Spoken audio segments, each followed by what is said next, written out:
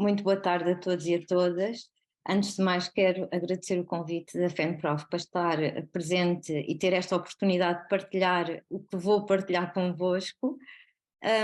Também cumprimentar as minhas colegas de painel e vou então dar início aqui à minha comunicação, num sentido de trazer-vos e partilhar com vocês algumas investigações realizadas pela equipa Aventura Social, alguns dados recentes, em que efetivamente partilharam os nossos adolescentes portugueses nestas questões relativas. Eu selecionei, vou explicar um pouco o que é o estudo, mas selecionei apenas a área temática no que diz respeito às questões da sexualidade.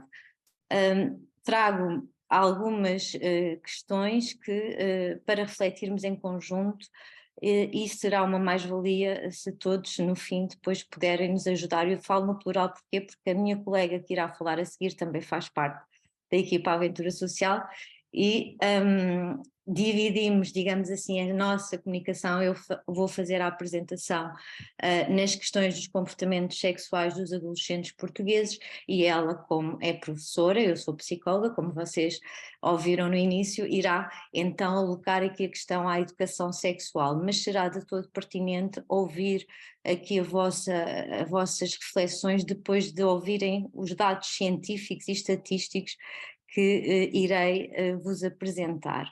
Vou então deixar de vos ver,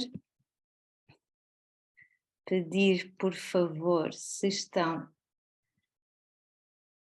a ver os slides. Sim. Acho que sim. E passando já aqui para o segundo slide, e também ouvimos aqui falar já a questão dos objetivos, que a colega anterior falou da educação sexual. Eu, antes de falar de educação sexual propriamente, trago aqui a grande definição da sexualidade e escolhi a definição que eu acho que é mais completa e que define claramente aquilo que é a sexualidade. E a sexualidade é, tal e qual como a Organização Mundial de Saúde definiu, é uma energia que motiva o ser humano a procurar amor, contacto, ternura e intimidade, que se integra no modo como o ser humano vai sentir, mover-se, tocar e ser tocado. É ser sensual e ao mesmo tempo sexual. Vai influenciar pensamentos, sentimentos, ações e interações, e por isso vai influenciar a nossa saúde física, o nosso bem-estar, a saúde mental. Referir que, mais do que aqui a questão do sexo, das relações sexuais, a palavra sexualidade tem um conjunto de dimensões abrangentes e que são únicas no ser humano e que devem ser desenvolvidas, nomeadamente a parte da dimensão psicológica, a parte da dimensão afetiva, a questão física, social, cultural. Pensarmos aqui que a sexualidade vai ter aqui um conjunto de fatores a interferir na forma como cada pessoa vai vivenciar a sua sexualidade, nomeadamente a parte do momento histórico em que vivemos, aqui a questão da influência dos fatores culturais, inclusive até da religião e da educação, entre outros fatores. Por isso, relembrar aqui a questão que é extremamente importante a parte da genitalidade e da promoção da saúde sexual, mas a sexualidade no seu todo tem um conjunto de dimensões que vão muito mais para além da questão do sexo por si só. E pensando aqui em trazer-vos alguns estudos e mostrando a evolução que a ciência nos trouxe nesta área tão às vezes difícil de se falar e de abordar, que é a área da sexualidade, dizer-vos que existe um conjunto de estudos que já nos comprovam que a promoção da saúde sexual vai prevenir um conjunto também de doenças e vai promover efetivamente o bem-estar e a qualidade da vida das pessoas, e isso está comprovado em diferentes estudos. Por exemplo, trago-vos aqui a título de exemplo que há um conjunto de estudos que defendem que as pessoas que manifestam maior satisfação com a sua vida sexual habitualmente apresentam melhores níveis de saúde física, nomeadamente menos doenças crónicas, menos diabetes, menos problemas cardiovasculares e melhores níveis de saúde mental, menos depressão e menos ansiedade. Referir-vos também, depois de dar aqui um toque na definição da sexualidade, e poderia o debate ser só aqui nas dimensões da sexualidade, mas tenho os dados do estudo que vos referi para apresentar, referir também aqui esta definição da saúde sexual, que é extremamente importante, a parte física e da proteção, digamos assim, de alguns comportamentos que, neste caso, os nossos jovens devem ter para promoverem a sua saúde sexual, que é estarem a promover o seu bem-estar físico, emocional, mental e social. E esta definição não é apenas aqui a ausência da doença ou da disfunção, ela tem uma perspectiva que engloba os direitos humanos que ouvimos também falar na comunicação anterior e engloba aqui uma abordagem positiva e respeitadora da sexualidade e das relações sexuais, bem como a possibilidade de ter prazer e experiências sexuais seguras. No entanto, apesar destes estudos significativos e extremamente importantes e do bem-estar que estes estudos nos demonstram e da importância no ser humano e não só nos jovens, temos aqui a questão de alguns desafios e algumas ameaças a ter em conta nesta questão específica na promoção aqui dos comportamentos sexuais saudáveis, prevenindo alguns riscos.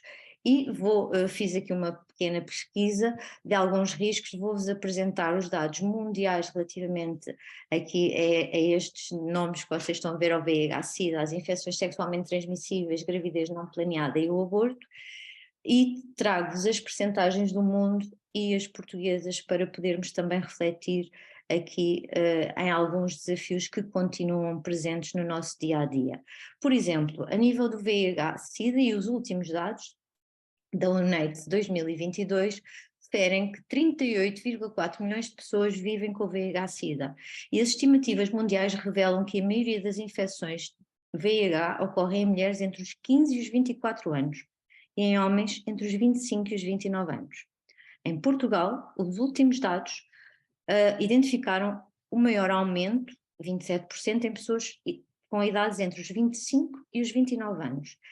Entre os 15 e os 19 anos, registou-se 2,4% dos novos casos de VIH. Estes dados são de outubro de 2022 e houve aqui a junção por causa da pandemia de 2020 e 2021.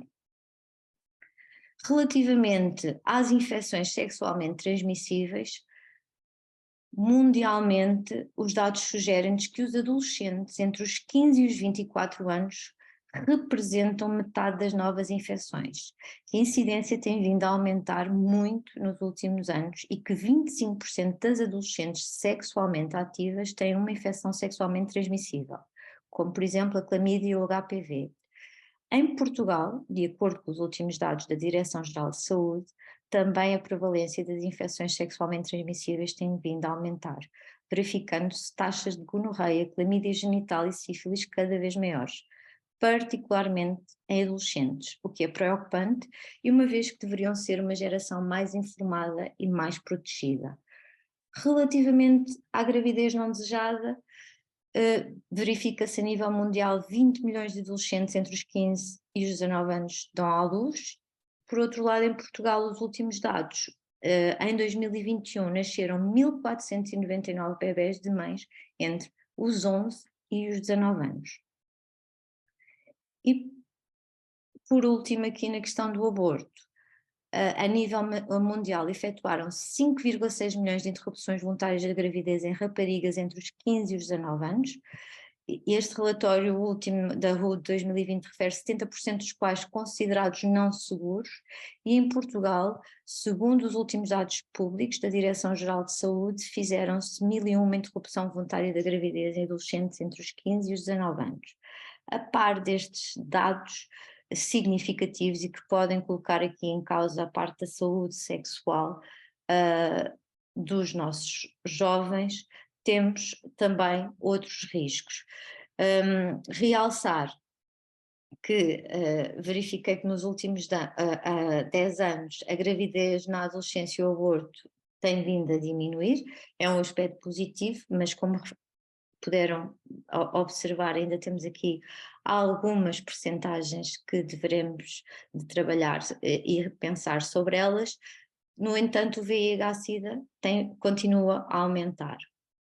E os outros riscos que eu estava a referir, para além destas grandes temáticas na saúde, são os que passo a apresentar, nomeadamente aqui a utilização do uso inconsistente da contracepção, do uso do preservativo, depois uma outra característica que é típica da adolescência, que é a sensação de invulnerabilidade ao risco, os eventuais consumos de substâncias e a pressão de pares e outros fatores que possam interferir aqui na saúde sexual e reprodutiva dos nossos jovens. Relativamente então aqui aos dados dos nossos adolescentes, e antes de vos apresentar os dados propriamente ditos, vou explicar-vos que estes dados é do estudo Health Behavior in School Age Children, que existe há 24 anos.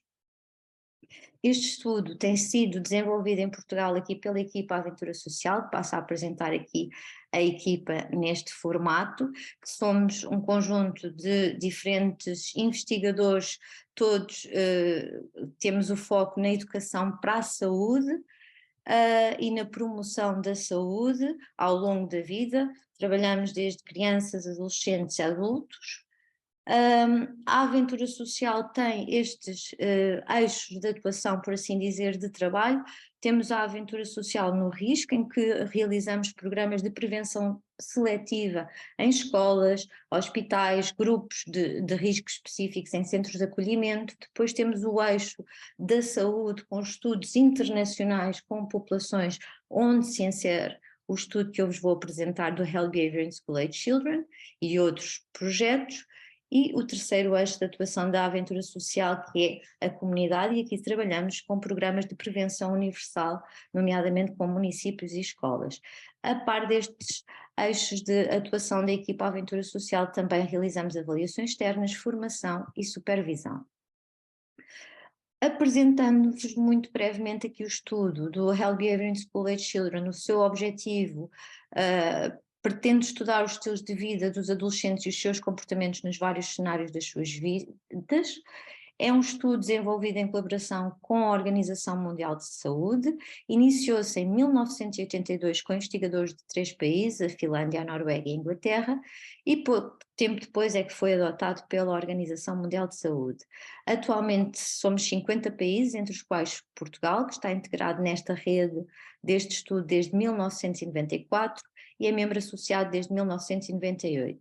Até 2018 o estudo do HBSC foi coordenado pela professora Margarida Gaspar de Matos e o último estudo de 2022 foi e é coordenado pela professora Tânia Gaspar. Já vamos na 7ª série deste estudo, que tem amostras representativas da população escolar do 6º, 8º e 10º ano de escolaridade, de norte a sul de Portugal continental. Como podem observar, entre 98 e 2000 as amostras têm se mantido mais ou menos equilibradas e semelhantes ao longo das diferentes séries, e eu vou apenas apresentar-vos aqui os dados do último estudo, que são muito recentes. Aliás, apresentámos-los em dezembro de 2022 e hoje irei aqui trazer-vos apenas as questões referentes à sexualidade. Depois, se tiverem interesse, podem consultar o site do Aventura Social, que estarão lá as outras áreas de estudo também relativas ao HBSC.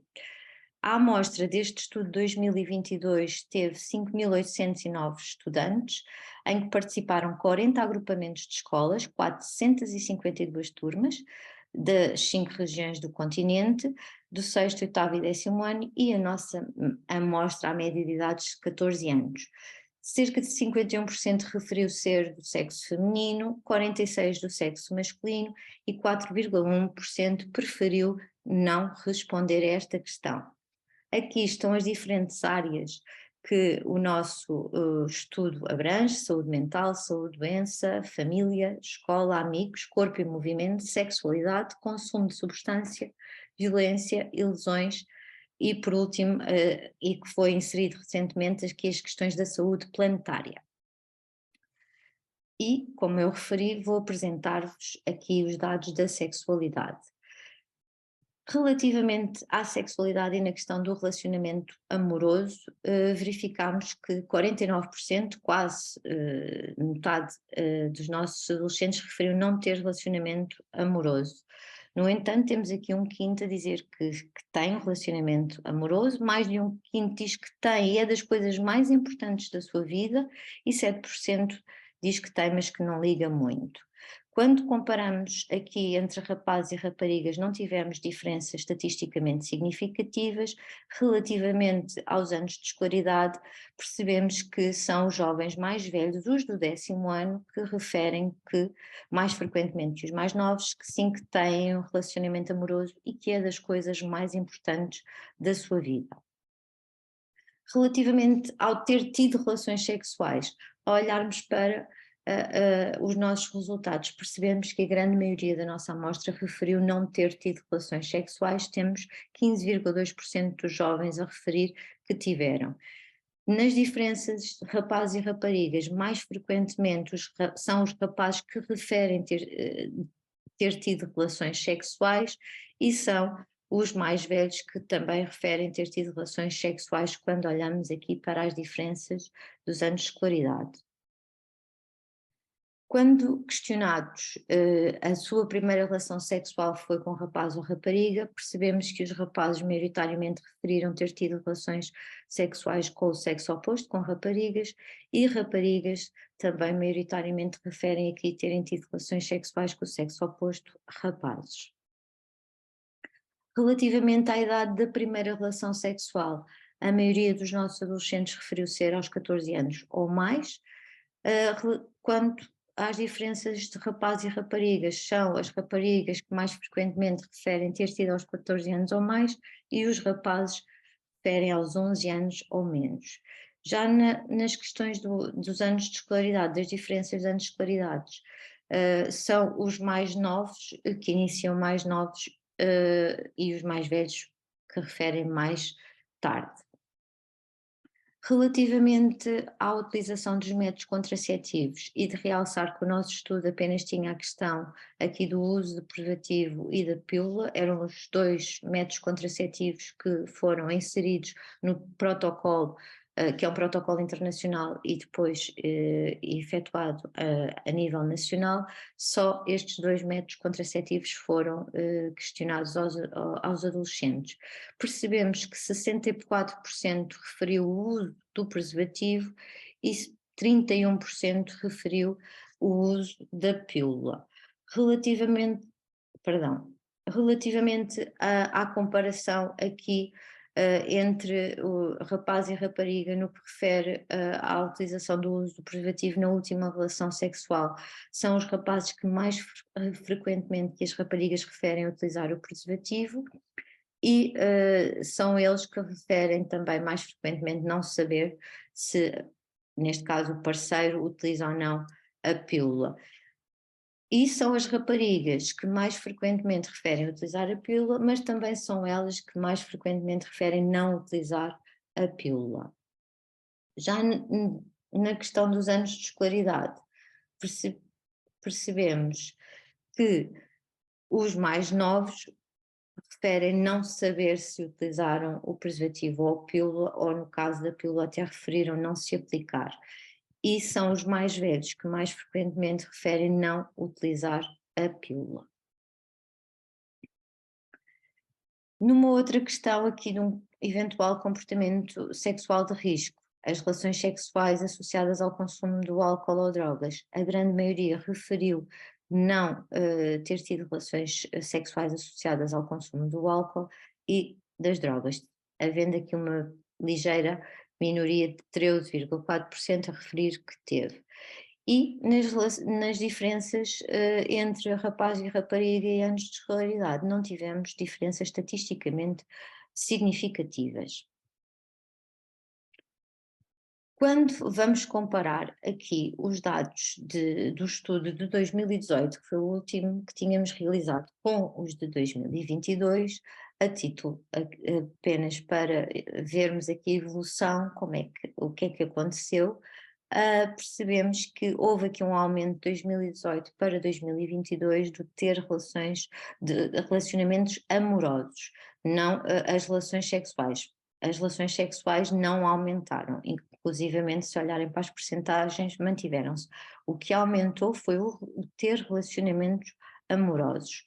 A idade da primeira relação, inclusive, diminuiu nos 11 anos ou menos e aumentou ligeiramente, muito ligeiramente, não é significativo, nos 14 anos ou mais, e a utilização do preservativo também diminuiu, ligeiramente, mas tende a diminuir, bem como a questão da pílula.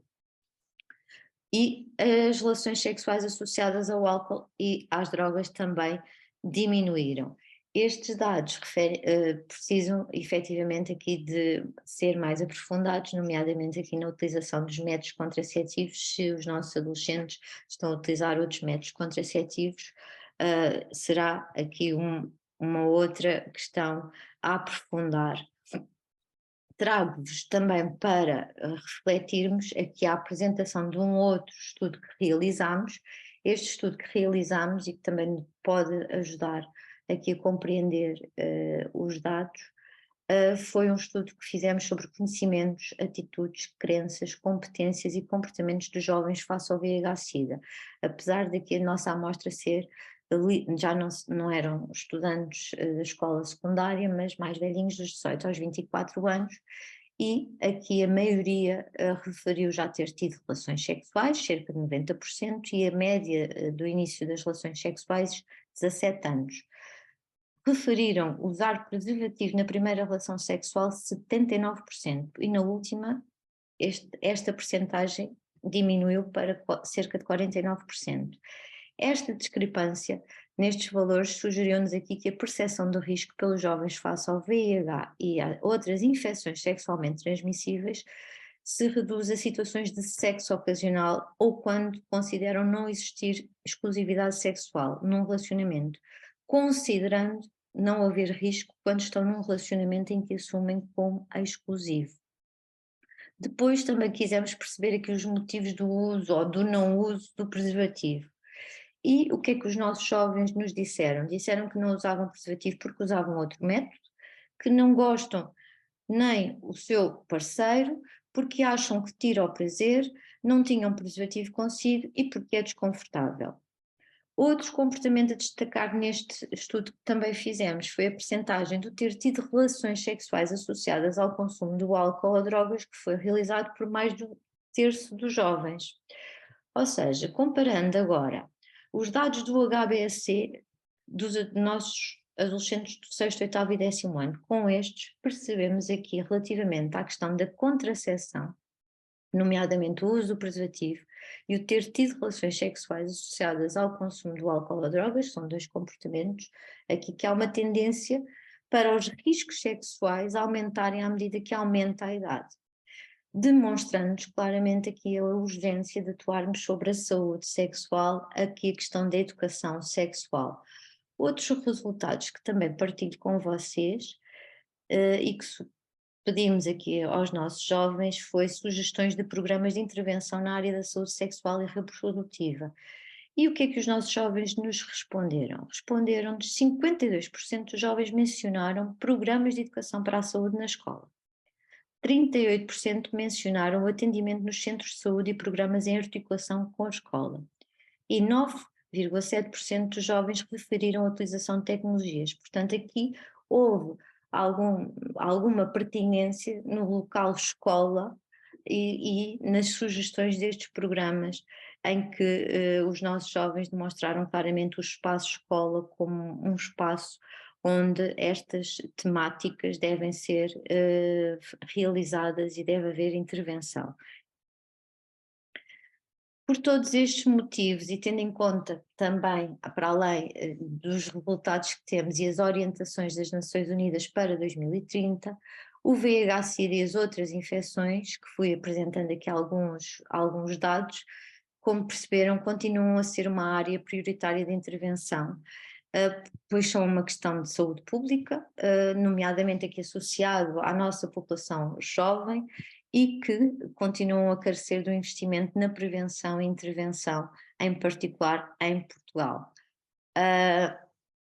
Ainda, a título aqui jeito de conclusão, que deve existir um investimento sobre o conhecimento e literacia dos diferentes métodos contraceptivos, protetores de gravidez não desejada e infecção sexualmente transmissível pela comunidade, existir um investimento sistemático na educação para a sexualidade, uma vez que esta é essencial na educação para a saúde, no bem-estar, na questão inclusivamente aqui da saúde mental, tão importante nos dias de hoje. E no caso específico dos nossos jovens, a ausência de educação sexual pode vir-se a refletir aqui na falta de preparação para lidar com a sua sexualidade, englobando aquelas dimensões que eu de forma muito sucinta partilhei com vocês logo ao início, o sentimento de invulnerabilidade, trabalhar aqui as questões de barreiras e preconceitos, a dificuldade em tomar decisões, a baixa autoestima, a indefinição da identidade e necessidade de afirmação dentro do grupo de pares. Ou seja, trabalhar aqui as tais competências que também a minha colega no painel falou anteriormente, que são fundamentais, as competências socioemocionais. E termino assim de forma, acho que cumpri o meu tempo, não sei se falei Muito bem. rápido ou não, mas estou disponível para depois clarificar alguma questão que tenha ficado